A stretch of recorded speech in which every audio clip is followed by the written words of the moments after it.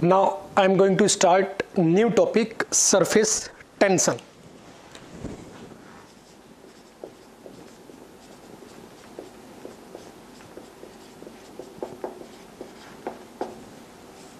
Surface tension, पीछे जो मैंने भी आपको बताया बर्नौली थ्योरम और equation of continuity, surface tension, viscosity, इन सभी पर थ्योरी कंप्लीट होने के बाद मैं एक लेक्चर बनाऊंगा, वो आप देखेंगे। उस लेक्चर में मैं बड़े अच्छे अच्छे क्वेश्चंस सॉल्व करूंगा। तो अभी मैं ये सरफेस टेंशन आपको बता देता हूँ क्या होता है, क्योंकि कंबाइंड मिला के क्वेश्चन आते हैं। सरफेस टेंशन के बर्नौली थ्योरम के जो क्वेश्चंस आते हैं कभी कभी कंबाइंड मिला के आते हैं दोनों कॉन्सेप्ट को। तो मैं पहले ये थ्योरी बता देता हूँ आपको। इसमें क्या होता है सरफेस टेंशन, बड़े ध्यान से सुनेंगे, इंपॉर्टेंट टॉपिक है, काफी बहुत पूछा जाता है। सरफेस टेंशन लिक्विड के सरफेस की एक प्रॉपर्टी होती है, मतलब कह सकते हो आप लिक्विड की प्रॉपर्टी है। कैसी प्रॉपर्टी? कि कोई भी लिक्विड का सरफेस हमेशा यह प्रवृत्ति रखता है कि वो अपने एरिया को कम से कम रखे। समझे? किसी भी लिक्विड, जैसे मैं अब वाटर की बात करता हूं, वाटर का जो सरफेस होता है वो हमेशा यह चाहता है कि उसकी वैल्यू कम से कम हो, कम से कम। यही रीजन है कि जब बारिश होती है तो वो स्फेरिकल फॉर्म में नीचे आती है। बूंद जो होती है पानी की वो स्फेरिकल फॉर्म में नीचे आती है। आपने कभी ये सोचा कि बूंद स्फेरिकल शेप में क्यों आती है? क्यूब की शेप में क्यों नहीं आती? सिलेंड्रिकल कोन शेप में क्यों नहीं आती? स्फेरिकल शेप में क्यों आती है? इस प्रॉपर्टी की वजह से। लिक्विड की ये प्रॉपर्टी होती है कि वो अपने एरिया को, कौन सा एरिया जो कि सराउंडिंग के साथ अटैच है, जो ओपन है सराउंडिंग के लिए, समझे, जो सराउंडिंग के लिए ओपन है, वो एरिया कम से कम हो। सरफेस एरिया उसको मैं बोल रहा हूं, सरफेस एरिया कम से कम हो, ये उसकी प्रॉपर्टी होती है। और इस वजह से वो हमेशा टेंशन में रहता है। हमेशा टेंशन में रहने का मतलब, जैसे अगर मैं एक स्ट्रिंग को खींच देता हूं तो आप क्या कहोगे कि वो टेंशन में है। इसी टाइप की बात मैं वहां बोल रहा हूं। हमेशा उसको ये फील होता है, लिक्विड के सरफेस को हमेशा ये फील होता है कि उसको किसी ने खींचा हुआ है और वो उसका रिटार्ड कर रहा है। समझे ना? उसके खींचने का वो अपोज कर रहा है, हमेशा ये फील रहता है उसको। इसलिए वो कोशिश करता है कि कम से कम एरिया बनाया जा सके। जैसे अगर बूंद की मैं बात करता हूं तो वो हमेशा ऐसी शेप लेगी कि उसका एरिया कम से कम हो। जब बूंद ऊपर से आएगी तो वो हमेशा ये सोचती है कि उसका सरफेस एरिया किस शेप में कम हो सकता है। तो ऐसी शेप स्फेरिकल शेप होती है। स्फेरिकल शेप में सरफेस एरिया सबसे कम होता है, इसलिए स्फेरिकल शेप में ही बूंद नीचे आती हुई प्रतीत होती है, मिलती है, आती है, प्रतीत नहीं होती है, आती है बूंद स्फेरिकल शेप में। क्लियर? तो बेटा अब इसकी मैं यहां लिखने जा रहा हूं, इट इज अ प्रॉपर्टी। इसमें लिखेंगे आप, it is a property, it is a property. पहले मैं बता रहा हूं आपको क्वालिटेटिव एनालिसिस, क्या होता है सरफेस टेंशन, इसके बारे में बात कर रहा हूं। It is a property of liquid due to which it wants to reduce its surface area. It is a property of liquid due to which it wants to reduce its surface area. ये कुछ इस type की बात होगी, जैसे मैं balloon लेता हूं, बैलून में मैं एयर फिल कर देता हूं। अब एयर फिल होने के बाद जो उसकी स्टेट होती है, उसकी स्किन की जो स्टेट होती है, वो क्या स्टेट होती है? उसकी स्किन की स्टेट ये होती है कि किसी भी प्रकार से बस ये एयर निकल जाए अंदर से। एयर निकलने के बाद उसका एरिया क्या हो जाएगा? छोटा हो जाएगा। समझे ना? तो जो ये स्ट्रेन्ड स्टेट है, मतलब बैलून में मैंने एयर फिल किया और उसको बंद कर दिया, उस होल को मैंने बंद कर दिया। अब जो स्टेट है उसकी स्किन की, इस टाइप की स्टेट लिक्विड के सरफेस की हमेशा बनी रहती है। और वो क्या चाहता है कि उसका सरफेस एरिया किसी भी प्रकार से कम हो जाए। जितने भी संभव तरीके हो सकते हैं वो कोशिश करता है सरफेस एरिया कम करने की, जैसे बैलून की स्किन करती है।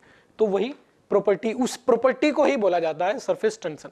अब इसका मेजरमेंट कैसे किया जाए, इस प्रॉपर्टी को मैथमेटिकली कैसे मेजर किया जाए, उसके लिए भी लोगों ने एक फंडा दिया है वो क्या है कि यदि मान लेते हैं ये पानी फिल कर दिया मैंने, इसमें बीकर में ये पानी फिल किया मैंने,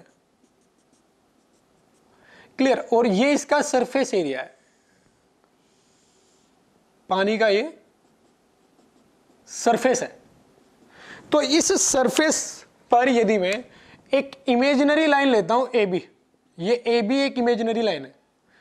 जैसे मैंने बोला कि ये सरफेस हमेशा ये चाहेगा कि ये एरिया कम से कम करे, यानी इसको ऐसा फील होता है कि किसी ने इसको खींचा हुआ है, जैसे बैलून की स्किन को फील होता है, समझे। जैसे मैंने रस्सी की बात की, रस्सी टेंशन में कब आएगी, जब आप उसको खींचोगे तभी तो टेंशन में आएगी। तो ये टेंशन में है सरफेस, इसको ऐसा हमेशा फील होता है कि इसको किसी ने खींचा हुआ है, तो उसका ये अपोज करता है। तो एक इमेजिनरी लाइन ए बी जिसकी लेंथ एल है, उसके परपेंडिकुलर हमेशा फोर्स फील होता है लिक्विड को, इस प्रॉपर्टी की वजह से। तो हम ये कहते हैं कि जो सरफेस टेंशन है टी, वो यूनिट लेंथ पे लगने वाला या फील होने वाला, लिक्विड को फील होने वाला फोर्स है, समझे ना। कौन सा फोर्स, स्ट्रेन फोर्स, जिसकी वजह से उसको स्ट्रेचिंग फील हो रही है, क्लियर। लिक्विड के सरफेस पर यूनिट लेंथ पर फील होने वाला जो फोर्स है उसको कहते हैं हम surface tension of that liquid.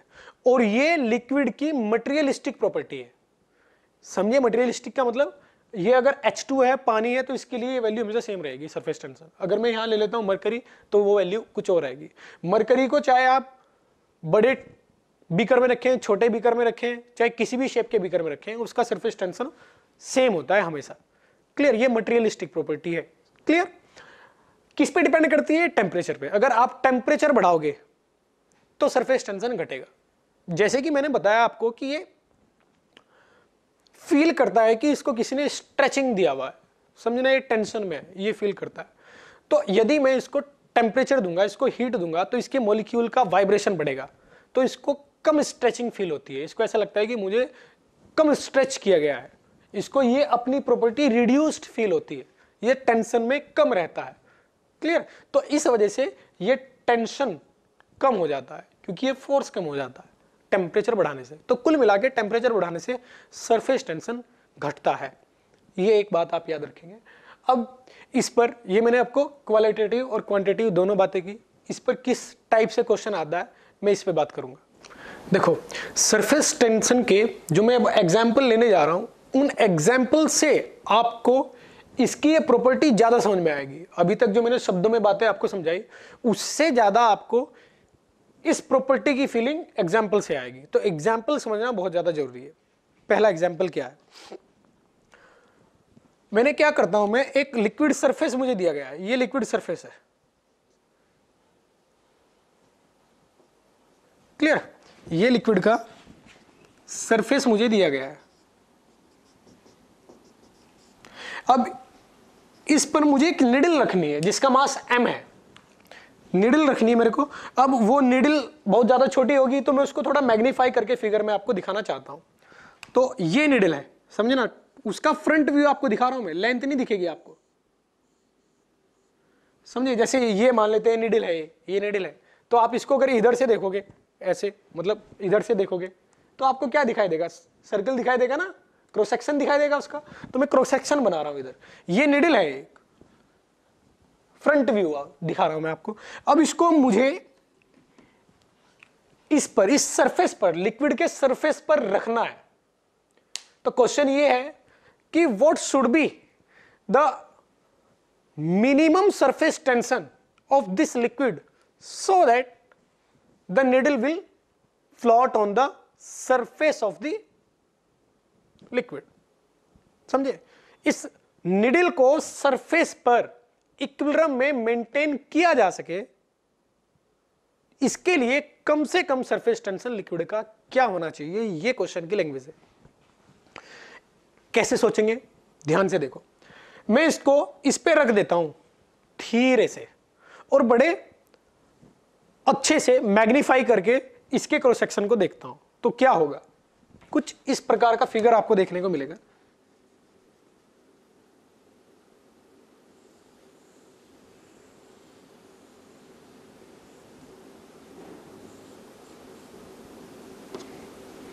अभी मैंने यहां तक रखा हो, लिक्विड ऐसे आएगा, ऐसे ऐसे आएगा इसके नीचे।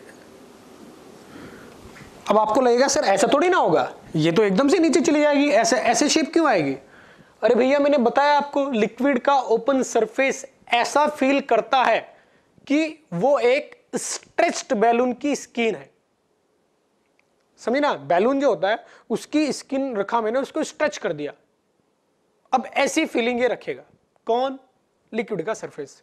तो अगर आप बैलून की स्किन पर एक वेट रखोगे स्ट्रेच करके, मैंने बैलून की स्किन ली, उसको ऐसा रखा, उस पर वेट रखा, तो वो ऐसा नहीं होगा बीच से, जहां वेट रखोगे तो वही फीलिंग यहां आएगी आपको।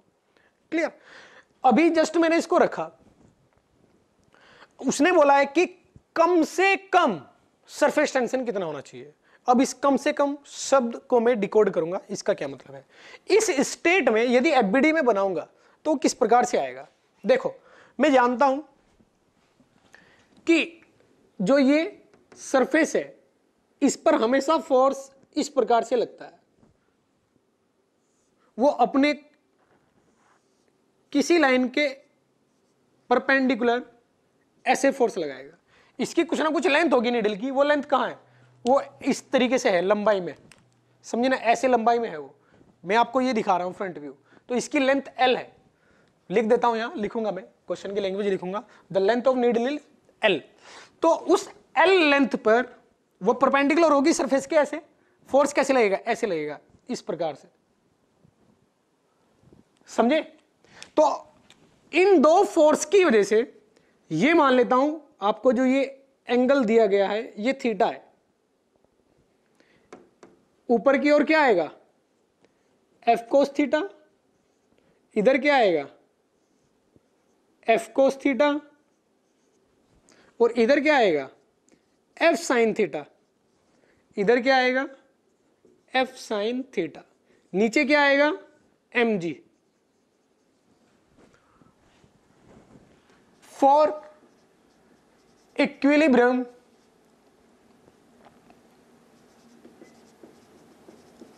ऑफ निडल, निडल की इक्विलिब्रियम के लिए हम बोलेंगे कि mg should be equal to F two F cos theta, ये बोलूंगा मैं। अब इस लेंथ को डिवाइड कर देता हूं, लिक्विड की निडल की लेंथ से इस इक्वेशन को डिवाइड कर देता हूं, है ना, लेंथ, पीछे लेंथ है L निडल की, तो डिवाइड करने के बाद यहां L आएगा, यहां L आएगा, mg by L, t f by L, t होता है 2 cos थीटा, यहां आएगा क्या? f बाय L, और f बाय L क्या है? यूनिट लेंथ पे लगने वाला फोर्स यानी टेंशन, सरफेस टेंशन, वो आया ये। तो t बराबर जो वैल्यू आई, आई M G 2L cos theta. मुझे बोला गया है कि सरफेस टेंशन T कम से कम होना चाहिए, कम से कम। तो टेंशन कम से कम कब होगा? जब ये cos थीटा मैक्सिमम होगा। अब cos थीटा मैक्सिमम कब होगा? जब थीटा 0 होगा। अब थीटा 0 होने का मतलब क्या है? थीटा 0 होने का मतलब ये है, ये कि लिक्विड और जो निडल है उसका ओरिएंटेशन एक दूसरे के साथ इस प्रकार से आए, समझे? ऐसे आए, ऐसे कि जो लिक्विड का सरफेस है वो इस प्रकार से आएगा।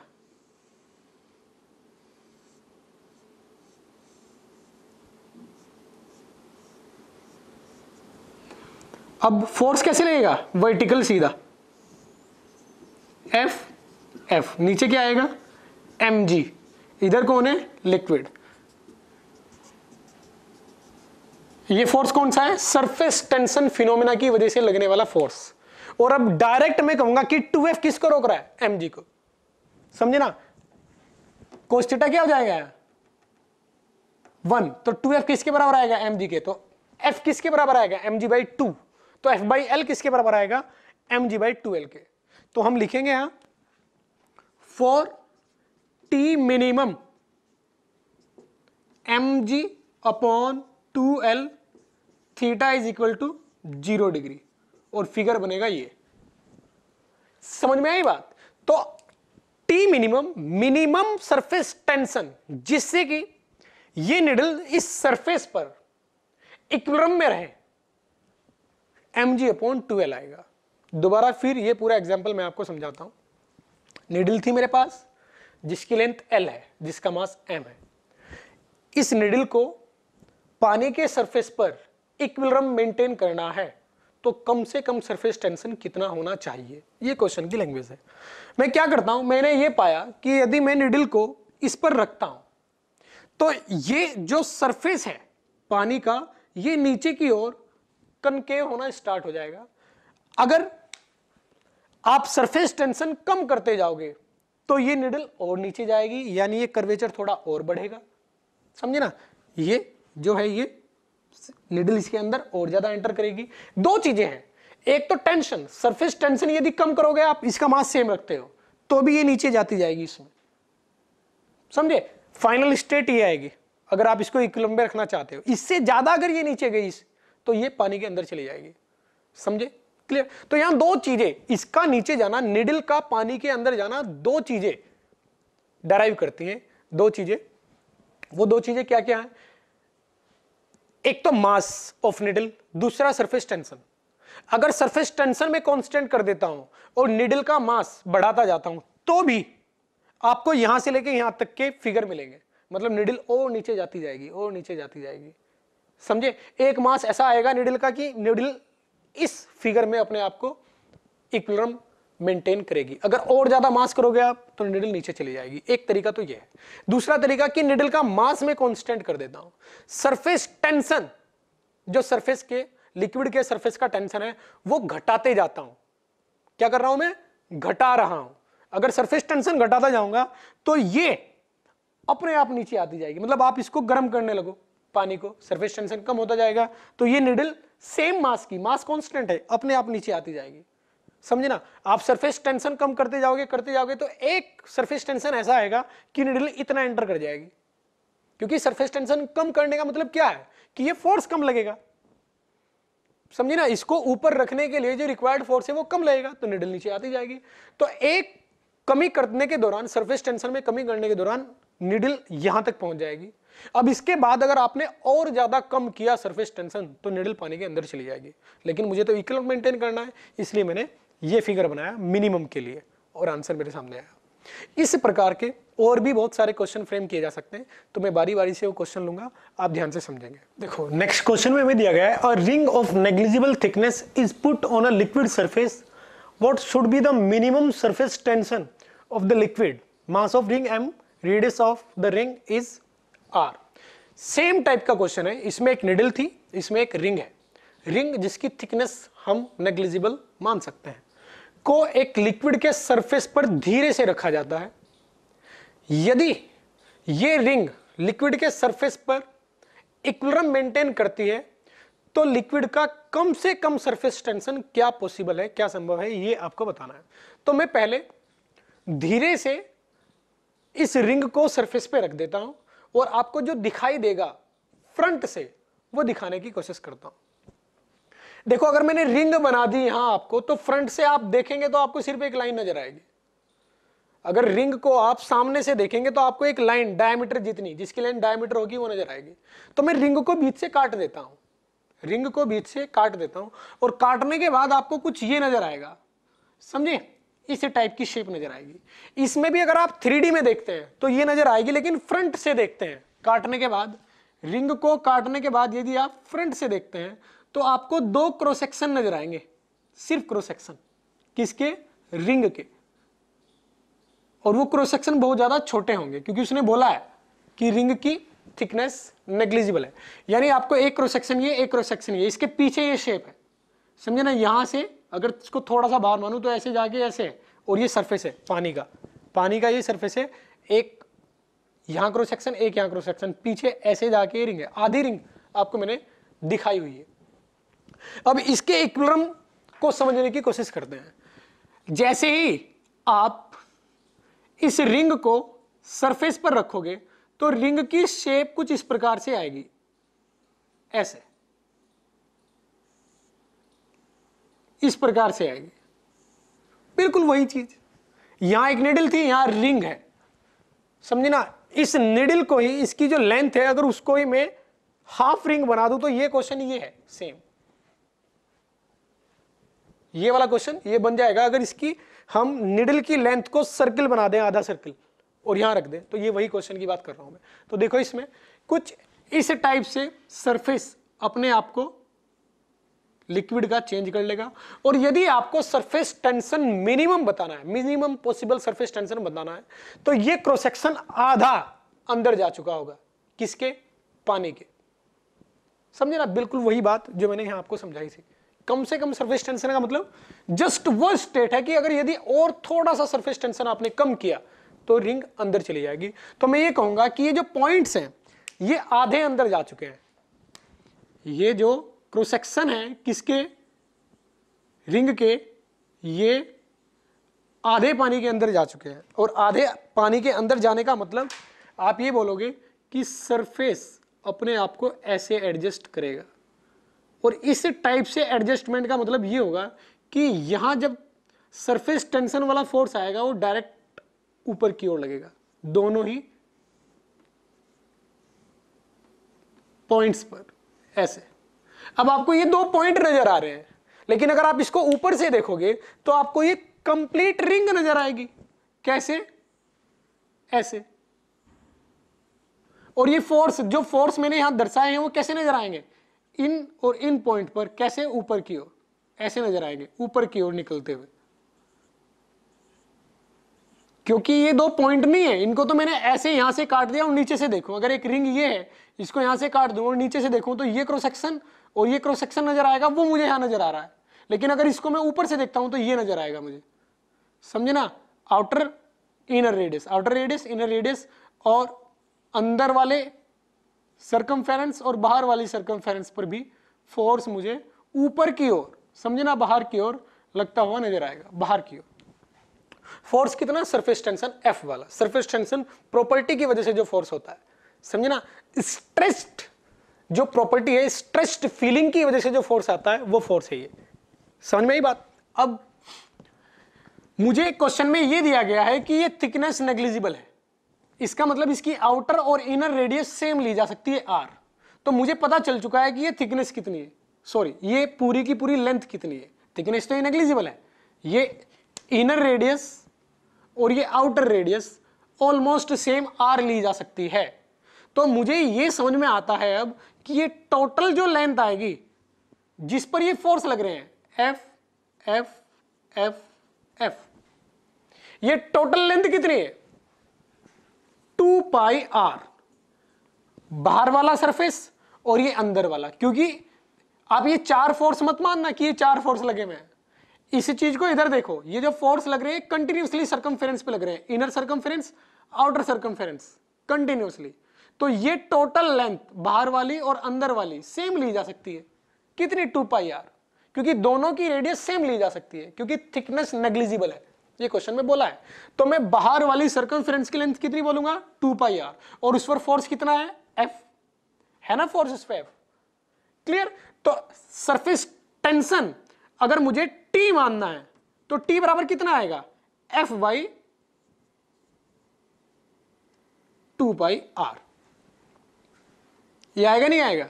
और इसी प्रकार से मैं इधर बोलूंगा कि F बाय 2 पाई R दूसरा सरफेस टेंशन।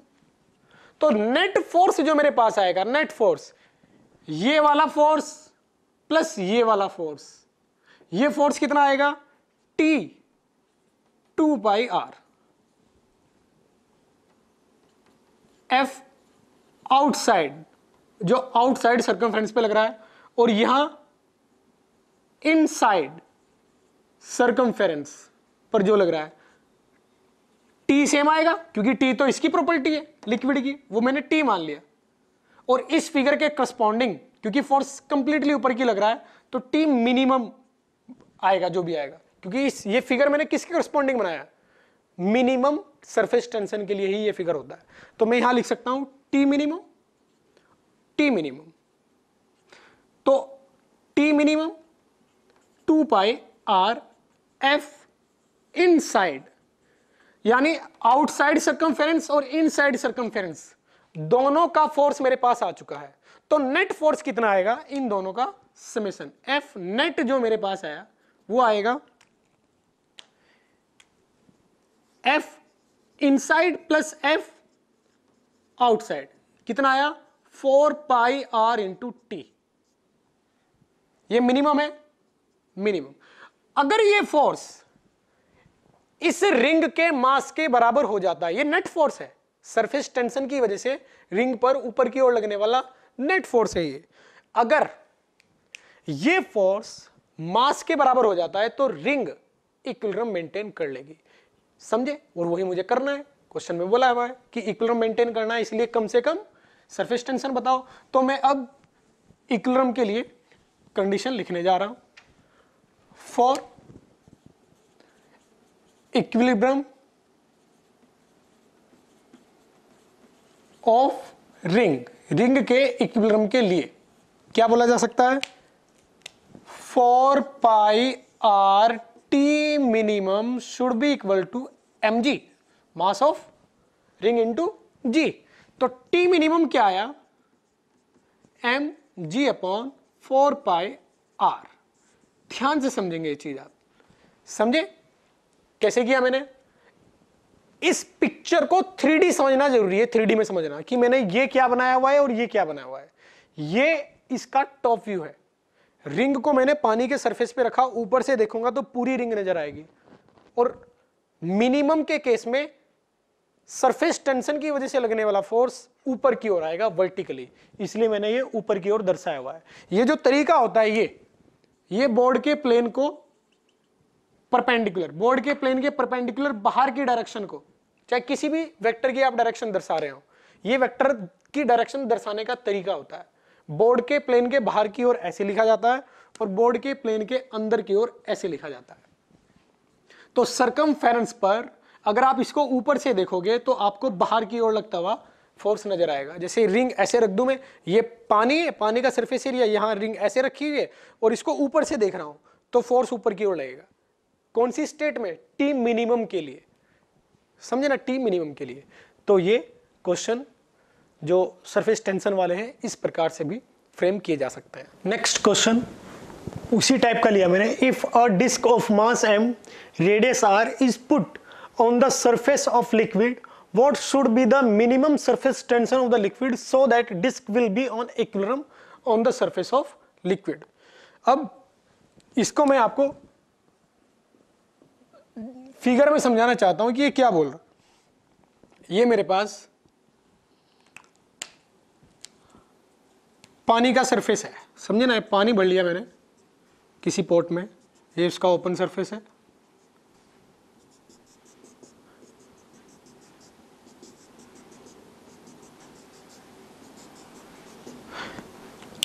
अब एक डिस्क को मैं धीरे से इसके ऊपर रखूंगा, किसके ऊपर? सरफेस के ऊपर।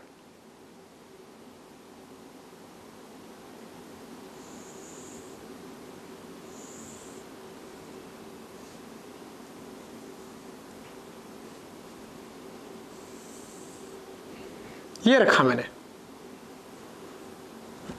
यदि मैं चाहता हूं कि सरफेस टेंशन कम से कम हो और ये डिस्क फ्लोट करे, सबसे पहली बात कि ये अगर बहुत कम मास रखती है, डिस्क में मास बहुत ही ज्यादा कम है, तो आपको जो सरफेस एरिया है किसका? लिक्विड का, उसमें डिफ्लेक्शन बहुत कम नजर आएगा, बहुत कम,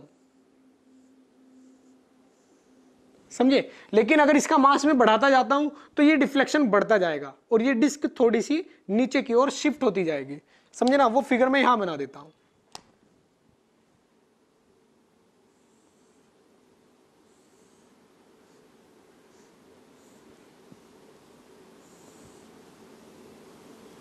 इस प्रकार से आपको कुछ सरफेस का डिफ्लेक्शन नजर आएगा लिक्विड के।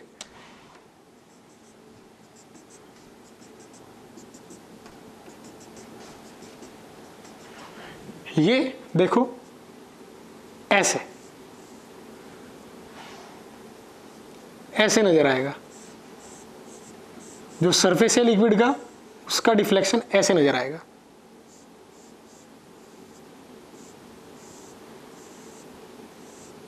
बहुत कम मास रखोगे तो बहुत कम डिफ्लेक्शन नजर आएगा, बढ़ाते जाओगे तो इस तरीके से डिफ्लेक्शन आएगा। और यदि आप ये कहते हैं कि मास कांस्टेंट है, सरफेस टेंशन कम करता जा रहा हूं मैं, पहले बहुत ज्यादा था तो डिफ्लेक्शन बहुत कम, अब कम करते जा रहे हो, समझे ना, सरफेस टेंशन प्रॉपर्टी कम करते जा रहे हो, तो ये डिफ्लेक्शन ज्यादा नजर आएगा, क्योंकि वो कौन, सरफेस, लिक्विड का सरफेस ज्यादा स्ट्रांग नहीं है इसको रखने के लिए। अब ये सोचो ना कि यदि रस्सी में बहुत ज्यादा टाइट करके ऐसे खींचता हूं और यहां बीच में एक मास लटका देता हूं, तो टेंशन अगर बहुत ज्यादा है तो डिफ्लेक्शन कम आएगा रस्सी के बीच में मास लटकाने से, समझ में ही बात। और टेंशन यदि कम है तो डिफ्लेक्शन ज्यादा आएगा, आएगा नहीं आएगा, तो वही चीजें हैं। तो यहां सरफेस टेंशन, यहां ये 1D में बात होती है टेंशन की, ये 2D में बात हो रही है, क्लियर। तो यहां अगर सरफेस में टेंशन बहुत कम करते जाऊं, बहुत ज्यादा होगा तो डिफ्लेक्शन कम, लेकिन कम करते जाऊंगा तो डिफ्लेक्शन ज्यादा आते हुए नजर आएगा आपको। उसने बोला है कि कम से कम कितना सरफेस टेंशन संभव है जिससे कि इक्विलिब्रियम मेंटेन रहे। तो इसके लिए मैं कहूंगा कि ये इतना ज्यादा डिफ्लेक्शन हो जाए कि ये टेंजेंशियल आए, समझे ना, किसके, हमारी दिए गए अरेंजमेंट के, यानी डिस्क के टेंजेंशियल आए, किसका सरफेस, लिक्विड का सरफेस। तो यहां से जब फोर्स लगेगा वो टेंजेंशियल लगेगा, कौन सा फोर्स, सरफेस टेंशन वाला फोर्स, वो इस प्रकार से लगेगा। और किस पे लगेगा, वो सरकमफेरेंस पे, डिस्क की सरकमफेरेंस पे, समझे ना, क्योंकि ये सर्कल है, ऊपर से आप देखोगे तो आपको डिस्क इस प्रकार से नजर आएगी। और इसमें ऐसा तो नहीं है कि अंदर भी कोई सरकमफेरेंस है जिस पर पानी है, समझे ना, नीचे तो क्या है, बॉटम है, क्लियर। यहां है फोर्स इस सरकमफेरेंस पर, जो कि क्या है, सर्कुलर, जहां से स्ट्रेचिंग कहां हो रही है, सरफेस में स्ट्रेचिंग कहां हो रही है, जस्ट सरकमफेरेंस पर। सरकमफेरेंस पर सरफेस इंस्टेंटेनियसली इस प्रकार से हो रहा है, ये स्ट्रेचिंग हो रही है, यहां देखो, ये क्लियर, ये स्ट्रेचिंग हो रही है। तो जो प्रॉपर्टी होती है सरफेस की, उसकी वजह से यहां भी फोर्स ऊपर की ओर और यहां भी फोर्स ऊपर की ओर आएगा। तो इस डिस्क को नेट फोर्स सरफेस टेंशन की वजह से ऊपर फील होगा। तो टोटल फोर्स एफ नेट अगर मैं कैलकुलेट करना चाहता हूं डिस्क पर, वो आएगा टेंशन इंटू 2πr, ये r है, इसको ऊपर से देखोगे तो डिस्क ये नजर आएगी और सरकमफेरेंस पर फोर्स ऐसे ऊपर की ओर नजर आएगा इस प्रकार से, सरकमफेरेंस पर, क्लियर। बाहर ही है पानी तो बाहर वाली सरकमफेरेंस पर ही फोर्स ऊपर की ओर लगेगा। अब मैं चाहता हूं कि ये अपना इक्विलिब्रियम मेंटेन करे, तो नीचे क्या लगेगा, mg। तो फॉर इक्विलिब्रियम क्या लिखूंगा मैं, इक्विलिब्रियम के लिए 2πr इंटू टी बराबर होना चाहिए mg के। और ये स्टेट में जब फोर्स पूरा का पूरा ऊपर आएगा, यानी डिफ्लेक्शन मैक्सिमम है, डिफ्लेक्शन मैक्सिमम है, तो टी मिनिमम आता है। तो टी मिनिमम कितना आएगा, mg अपॉन 2πr, ये हमारा आंसर आएगा। इस प्रकार से इस टाइप के क्वेश्चन सॉल्व किए जाते हैं। याद रखना, हमेशा जब वो टी मिनिमम की बात करता है, कम से कम सरफेस टेंशन कितना हो जिससे कि इक्विलिब्रियम में मेंटेन रहे, तो यहां जो डिफ्लेक्शन है वो टेंजेंशियल होना चाहिए। क्या होना चाहिए, दी गई बॉडी के टेंजेंशियल, क्लियर। ऐसा नहीं कि यहां से यहां इंस्टेंटेनियसली आएगा, धीरे धीरे, समझे। अगर आप ये फिगर किसी सरफेस टेंशन T1 के लिए है, तो आप सरफेस टेंशन को कम करते जाओगे तो आपको थोड़ा डिफ्लेक्शन इस प्रकार से नजर आएगा, समझे ना, ऐसे यहां ऐसे नजर आएगा, और कम करोगे तो ऐसे नजर आएगा, बिल्कुल और ज्यादा कम करोगे तो एकदम टेंजेंशियल नजर आएगा, जैसे ये मैंने बनाया। ये बात आपको मैं हर क्वेश्चन में समझा चुका हूं, तो ध्यान रखेंगे इस पॉइंट का। इसी टाइप के सरफेस टेंशन पे क्वेश्चन मैक्सिमम आते हैं।